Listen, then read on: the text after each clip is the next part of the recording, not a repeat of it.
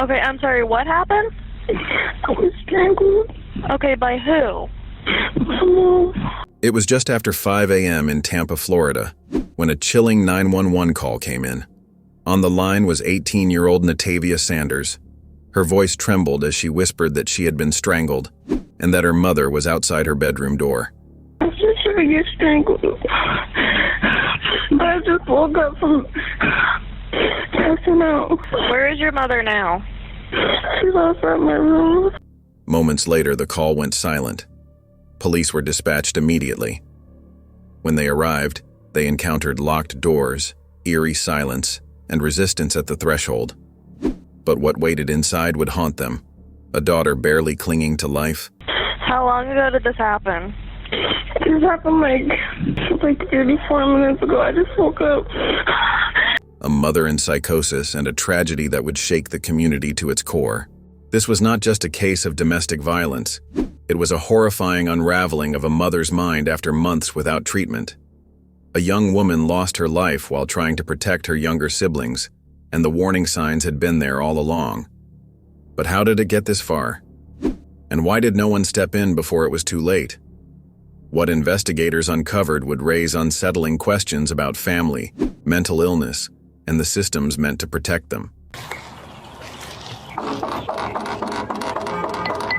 I know you're in the home. Just come to the door.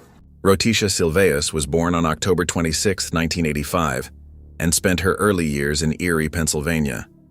Though few public details exist about her upbringing, those who knew her recall a quiet and withdrawn presence. From a young age, Rotisha exhibited signs of mental health struggles, eventually leading to a diagnosis of schizophrenia. The condition would cast a long shadow over her life, shaping her relationships and her future. You don't have to be aggressive. No, do me a favor. Hey, stop.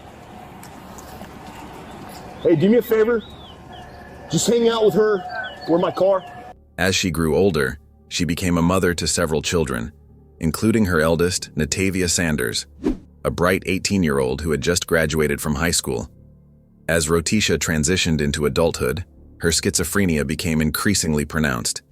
Though she initially complied with her treatment plan, family members shared that her medication use was inconsistent over time. Look on my Facebook. Sit down here. Over here. You know what?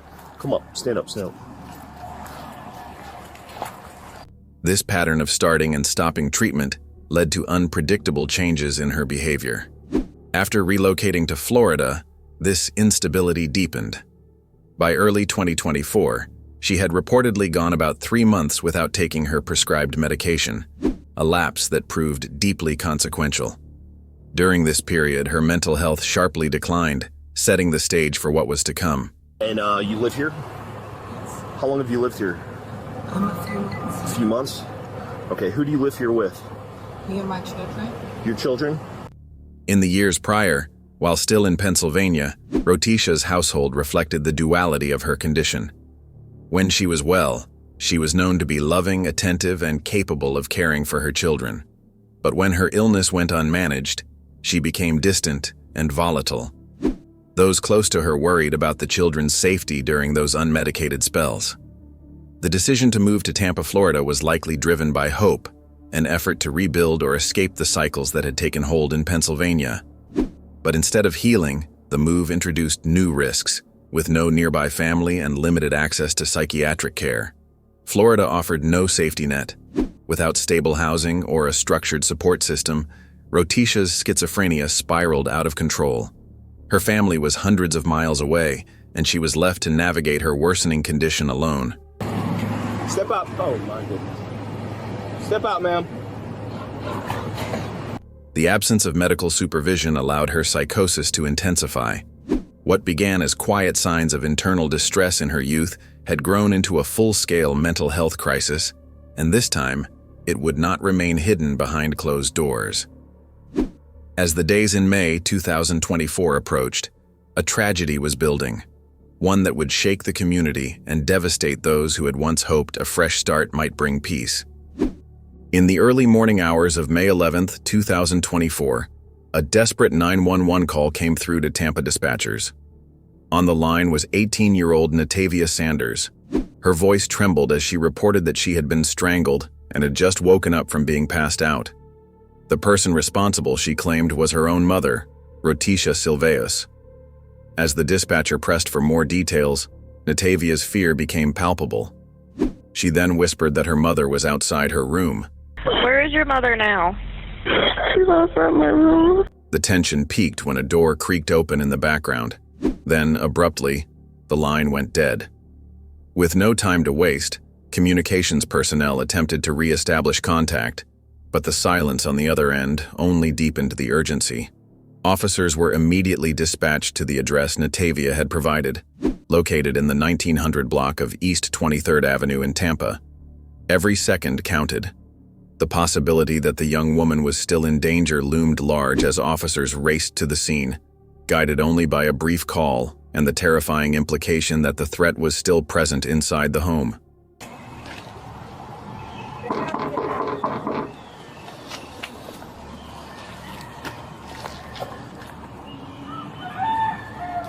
Upon arrival, Tampa police officers were met with a locked house, both the front and back doors secured. For 6 agonizing minutes, they knocked, their warnings going unanswered. Then finally, the door creaked open. Tampa Police Department. Good morning. He's on the home. Everybody? Okay. Can you come outside for me real quick, please? For what?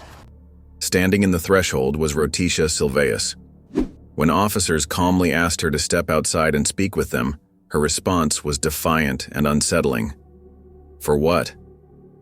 Nah. She then attempted to shut the door on the officers, but they acted quickly, wedging a foot between the doorframe to prevent it from closing. Because we got a call for service here. Not here. Lady, please play the game. You either do this, I'll do this. Grab her arm. Yeah, Grab her arm. that's What followed was a brief but tense struggle. Officers managed to restrain Rotisha and place her into custody. There was no time to waste. With Rotisha now detained, Ma'am, stop resisting us. Stop resisting us. We're here for a lawful reason, okay? Here, got that. they turned their attention to the interior of the house, its locked doors and chilling silence hinting at what might be inside. Each room they passed held the possibility of uncovering something grim. The events leading up to the 911 call, the disturbing audio captured before the line was cut, and Rotisha's attempt to block their entry all pointed toward a volatile and possibly violent situation unfolding just beyond the front door. As police began to search the home, the weight of the call hung heavy in the air. Upstairs. What? No, she's in the kitchen. Kitchen. Oh, right here, man. Okay. Kitchen. A daughter had pleaded for help after allegedly being attacked by her own mother, only for the line to go dead as the threat drew closer. The next moments inside the home would reveal the aftermath of that call and determine whether help had come in time. What they discovered confirmed their fears. Lying on the floor was 18-year-old Natavia Sanders, unmoving, unresponsive, and barely clinging to life. A tense voice broke through the body cam footage. "Fuck, man, we got somebody on the floor, bro." Man, we got somebody on the floor, bro. She looks 607, bro. An officer exclaimed, the weight of the moment hitting like a wave. Without hesitation, officers rushed to her side and began performing CPR. Each chest compression was a desperate attempt to revive her, to undo what had already taken place in the darkness of that home. As the minutes ticked by, Tampa Fire and Rescue arrived and took over life-saving efforts. Natavia was swiftly transported to a nearby hospital, her condition listed as critical. Doctors worked tirelessly to stabilize her, but the extent of her injuries made recovery uncertain. Outside the hospital walls, the investigation was intensifying. Meanwhile, Rotisha Silveus was placed under arrest and taken to the Orient Road jail. The charges she now faced were serious. She resisted us opening the door. Browse went hands-on. We snatched her out and put her out here. Did she act like this while you were... No. Resisting an officer with violence and aggravated battery with great bodily harm. The scene she left behind spoke volumes. Officers had found her daughter unresponsive, and her earlier resistance during their arrival only deepened suspicions. Though she had been subdued physically, The gravity of what unfolded in her home could not be ignored. A more chilling truth was beginning to emerge, one that would soon escalate beyond what anyone had initially imagined. Tragically, 2 days later, on May 13th, Natavia Sanders succumbed to her injuries. The hospital's efforts were not enough to undo the trauma she had suffered.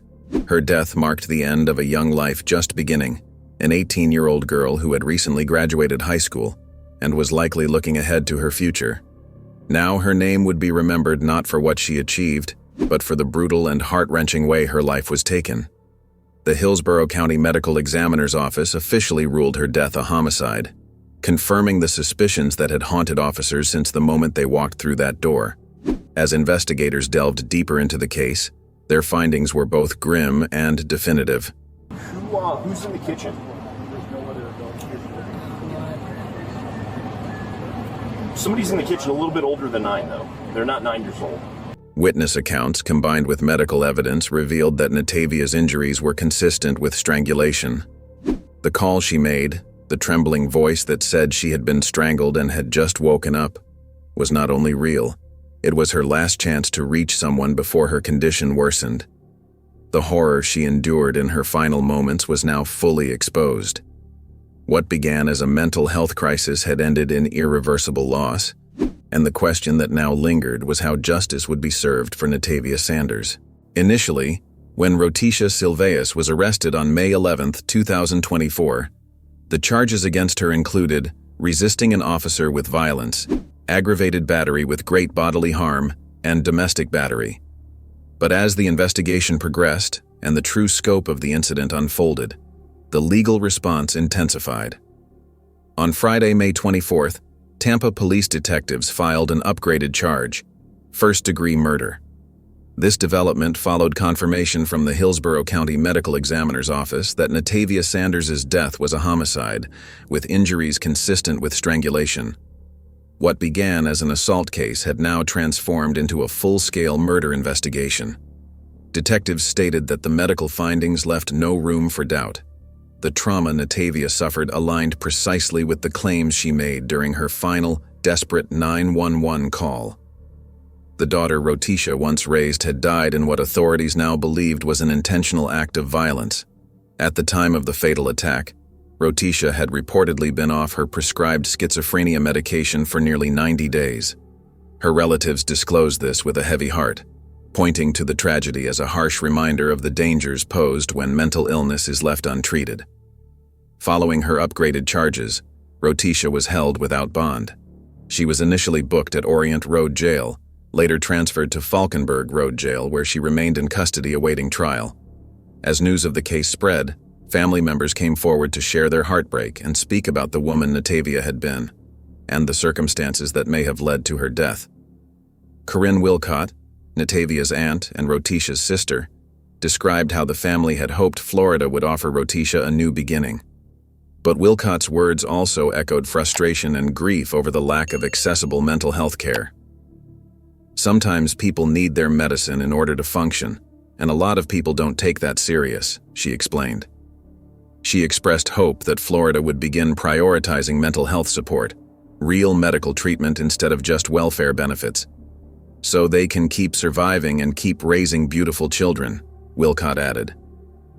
The emotional weight of her plea was unmistakable. This was not just a crime story. It was a family shattered by the consequences of untreated illness. One of the most heartbreaking revelations came in the days following Natavia's death. According to Wilcott, Natavia was not only fighting for her own survival, she was trying to shield her younger siblings, aged 3, 5, and 9, from their mother's violent episode. From what I hear, she was protecting her siblings, Wilcott said. That protective instinct cost Natavia her life. In the midst of mourning, Wilcott also expressed sorrow over a painful family rift. She revealed that Natavia's father had refused to allow her side of the family to attend the funeral. Despite that, Wilcott remained determined to honor Natavia's memory, to celebrate the young woman who had tried to protect her siblings and paid the ultimate price. As of the most recent update in 2025, the legal proceedings against Rotisha Silveus took a critical step forward. After months of uncertainty regarding her mental state, a court officially deemed her competent to stand trial.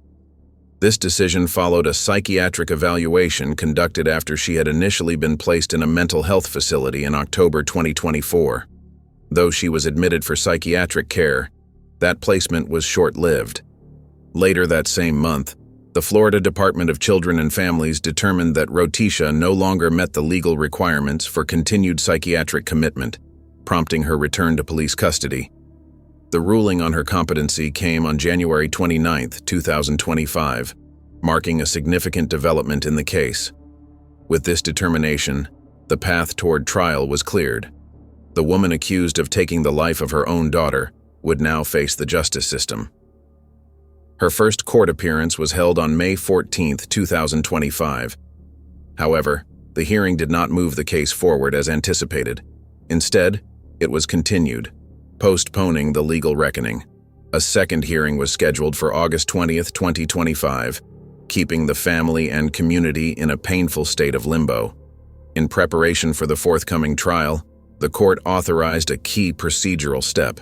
Prosecutors were granted permission to obtain a DNA swab from Rotisha, a move aimed at strengthening the state's case. Every piece of evidence mattered in a case that was as emotionally charged as it was complex. The court's approval underscored the seriousness with which the charges were being pursued and signaled that the legal process was entering a more intensive investigative phase. The courtroom proceedings ahead will not only determine Rotisha's fate, but also seek to deliver accountability for the irreversible loss of a young life. As she awaits trial, Rotisha remains incarcerated at Hillsborough County Jail. Behind bars, she is now a central figure in a case that has stirred deep emotions and painful conversations around mental health, motherhood, and the fragility of family. What are your thoughts about this heartbreaking story? Please share your thoughts in the comments below and give this video a thumbs up. If you are new to the channel and like the content, please subscribe and hit the notification bell for upcoming episodes. Your support is greatly appreciated. Until next time, I will see you on Urban Crime Stories.